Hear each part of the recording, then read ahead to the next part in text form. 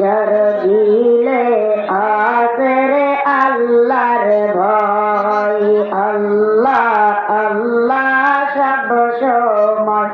যার দিলে আসরে আল্লাহর ভয়, আল্লাহ আল্লাহ সব সময়। জোরে লা ইলাহা, জোরে লা ইলাহা।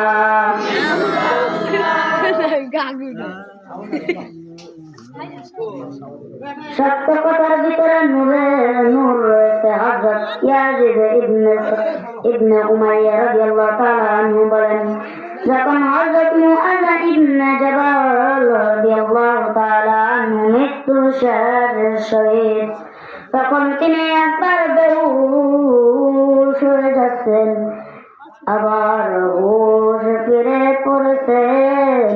এভাবে চলে গেল তার মৃত্যুর যাত্রা। কিন্তু একবার বেহুশ হয়ে রইলেন, অনেকক্ষণ যাবৎ কোন শব্দ পাওয়া যাচ্ছে না। আমার মনে করলাম তিনি ইন্তেকাল করেছে। একটু পরে তিনি হুশ ফিরে পেলেন। আমি তার সামনে কাঁদছিলাম। তিনি আমাকে বললেন, কাঁদছো কেন? আমি বললাম, অন্য কোনো কারণে কাঁদছি না, শুধু এই জন্যই কাঁদছি যে আপনার সঙ্গে ইলম সঠিক ফয়সালা চলে যাচ্ছে। সুবহানাল্লাহ।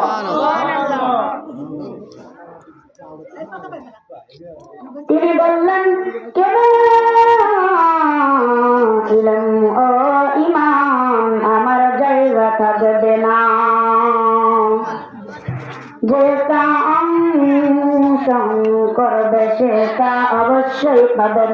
সুতরাং তোমরা ওই জায়গা ইলম তালাশ করো যেখানে হযরত ইব্রাহিম আলাইহিস সালাম তালাশ করেছিলেন।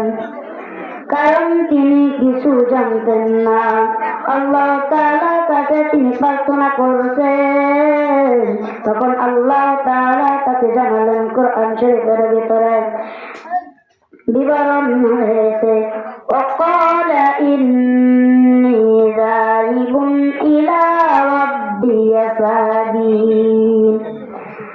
আমি রবের কাছে যাচ্ছি, অবশ্যই তিনি আমাকে হেদায়েত দিবেন। তোমরা আমার ইন্তেকালের পর হযরত আব্দুল্লাহ ইবনে মাসউদ রাদিয়াল্লাহু তাআলা আনহু, হযরত আব্দুল্লাহ ইবনে সালাম, হযরত সালমান, হযরত ইয়ামির বাবু দারদার রাদিয়াল্লাহু তাআলা আনহু থেকে ইলম শিক্ষাবেন। হামিদ ফুল থেকে বাঁচো, মুনকার ফাসালা থেকে বাঁচো। কোন কথা ঠিক কিনা বাকি? কুলসিয়াতের দিন চুলের থেকে দাঁড়ালো হাতের সেই জায়গা, বান্দা একটু হাত কেটে গেলে আমরা তার সহ্য বাঁচতে পারি না। আর তুমি সেই দিন কুলসিয়াতের হাতে হাসবে কি করে? যার ইমান থাকবে না সে কেটে টুকরো টুকরো হয়ে জাহান্নামে পড়ে যাবে। ও বান্দা, আমরা হালকা আগুন সহ্য করতে পারি না, জাহান্নামে গেলে ভয়াবহ আগুন তোমরা কিভাবে সহ্য করবে? আমার বান্দা, হযরত বাইজিদ রাদিয়াল্লাহু তাআলা আনহু যখন মার গর্ভে ছিল, তার মা প্রতিদিন 10 পৃষ্ঠা করে কোরআন শরীফ মুখস্থ করত। যখন বাইজিদ রাদিয়াল্লাহু তাআলা আনহু জন্মগ্রহণ করলো, সে সময় বাইজিদের মা তাকে একটা মাদ্রাসায় দিয়ে পাঠালো। আর তার শিক্ষককে বলল, হুজুর, আমার ছেলে যে পর্যন্ত হাতে যাবে না সে পর্যন্ত আমার ছেলেকে বাড়ি যাবে না। মাস পর শোনা যায় বাইজিদ হাফেজ হয়ে গেছে। তার মাকে জানালো বাইজিদ হাফেজ হয়ে গেছে। উস্তাদ বাইজিদকে জিজ্ঞাসা করলো, তুমি কিভাবে হাফেজ হলা? বলল যে হুজুর, আমার মা প্রতিদিন 10 পৃষ্ঠা করে মুখস্থ করত। আমার মা 28 করে মুখস্থ করেছে, আর আমি তার থেকে গর্বের ভিতরে থেকে আমিও মুখস্থ করেছি। সবাই যেরকম সুবহানাল্লাহ। বাইজিদ রাদিয়াল্লাহু তাআলা আনহু একদিন সে তার মাকে বলল, মা তুমি কোথায় যাচ্ছ? তার মা বলছে, আমি তোমাকে ছেড়ে ফিরে যাচ্ছি।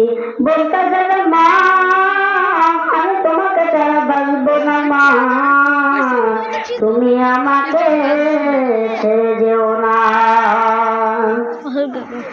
ও ভাই ও বোনেরা, আপনারা কি মাকে ছাড়া বাঁচবেন? ও ভাই ও বোনেরা, আপনারা কি মাকে ছাড়া বাঁচবেন নাকি?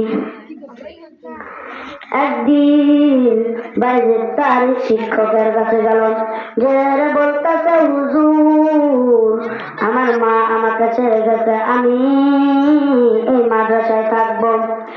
আর তারপর থেকে বাইজিদ রাদিয়াল্লাহু তাআলা আনহু মাদ্রাসায় থাকা শুরু করলো। মাদ্রাসায় থাকার পরে তার যখন 20 বছর হয়ে গেল, সে তার দাদা হযরত আব্দুল মুত্তালিবকে বলল, ও দাদা।